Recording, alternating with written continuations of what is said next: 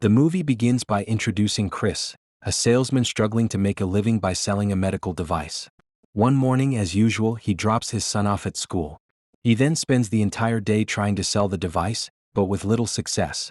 Chris had set a goal for himself, to sell at least one device every month. However, the hospital where he usually sells tells him, "We don't need this at all." Later we meet Chris' wife, who also works a job. He asks her to pick up their son from school, but she refuses, saying she's already doing double duty. That night, while having dinner together, Chris notices a Rubik's Cube, something new to him. His wife asks, "Have you paid all the taxes?" Chris admits he's asked for more time to pay, which worries her deeply. After his wife leaves for work the next day, Chris starts solving the puzzle again. The following day he heads out once more to sell his medical device, carrying the Rubik's Cube with him. On the way he spots a wealthy businessman sitting in his luxury car. Curious, Chris asks him, "What do you do for a living?" The man replies, "I'm a stockbroker." Chris then asks, "Does this require a lot of education?" The businessman responds, "Not necessarily. But you need to believe in your hard work and have the right skills."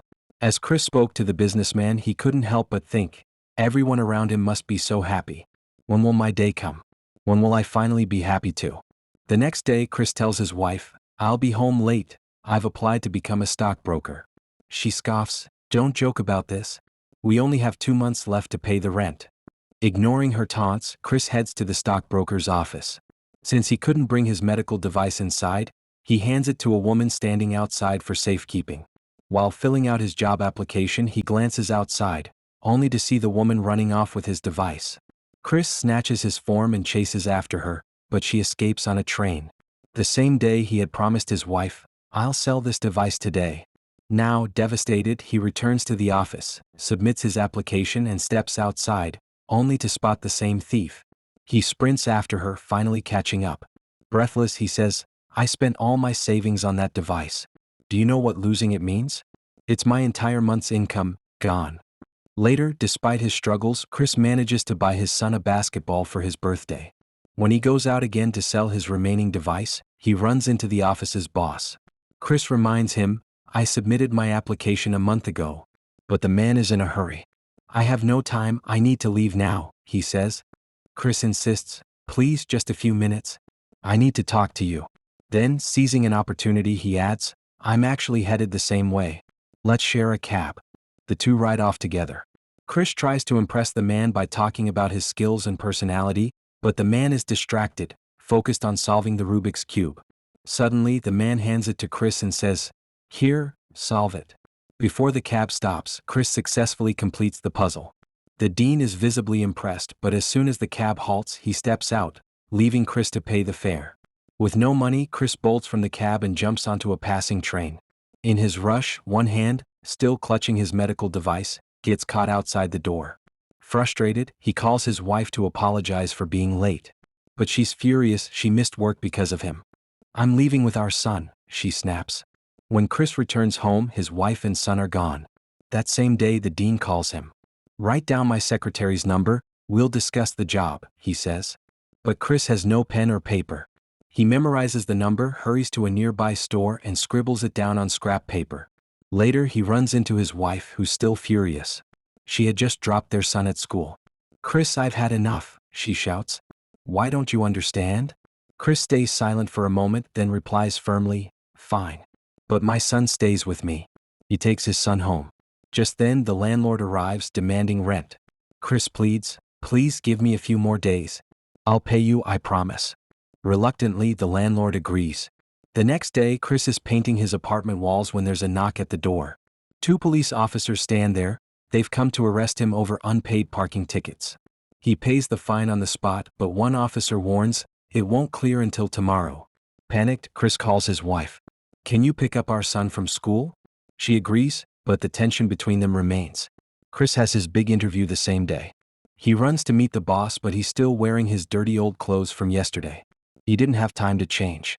When Chris walks into the interview looking like this, everyone is surprised. Chris explains, "Police kept me yesterday. I came straight from there." The interviewers aren't too impressed with Chris, but he makes them all laugh without trying to. The boss offers him a job, but it's just training, no money at first. Chris says, "I need to think about it first." The dean tells him, just start now. Chris goes home later. His wife and son are back. That night when their son is sleeping, his wife tells him she's going to New York for a waitress job. Chris says, my son stays with me. His wife cries, but she knows Chris will take good care of their boy. She leaves. Next day, Chris takes his son to the hospital and finally sells his medical machine. He feels a little better now that he has some money. Then Chris goes for his training job. The next day, he sees his lost medical machine. He runs after the man who has it but can't catch him. He gets hit by a car and loses one shoe. But Chris still goes to work, with only one shoe on his foot. He won't give up. Chris is doing his job well, but he's not getting better at it. One day he gets lucky and meets the CEO of his company. But just as Chris is about to talk to him, his boss stops him and says, go park my car somewhere else. Because of this, Chris can't speak to the CEO. That night, Chris tells his son, son, will you help me? If you help me with my meeting tomorrow, we can go watch the basketball game.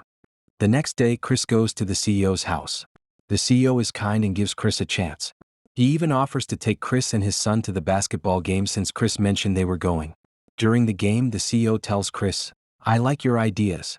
I won't say no to anything you offer. For the first time, Chris starts to feel some peace in his life. Things are getting a little better. But on the same day, money is taken from Chris' bank account because he didn't pay his taxes. Now Chris is worried again. He has very little money left. Chris goes to a friend who owes him money. But the friend lies, I already paid you back, and closes the door on him. Now Chris takes his medical device and goes to many hospitals trying to sell it. One hospital says they'll buy it, but the doctors tell him, we'll only buy it after you fix it. Chris is very upset because the device is broken and he needs money now. Chris and his son come home to find all their stuff thrown outside. The landlord locked them out because Chris couldn't pay rent. They have nowhere to go. At the train station, Chris sees his son holding the medical device. To make him feel better, Chris pretends it's a time machine. Let's go see dinosaurs, he says. His son smiles for the first time that day. That night, they sleep in a dirty public bathroom.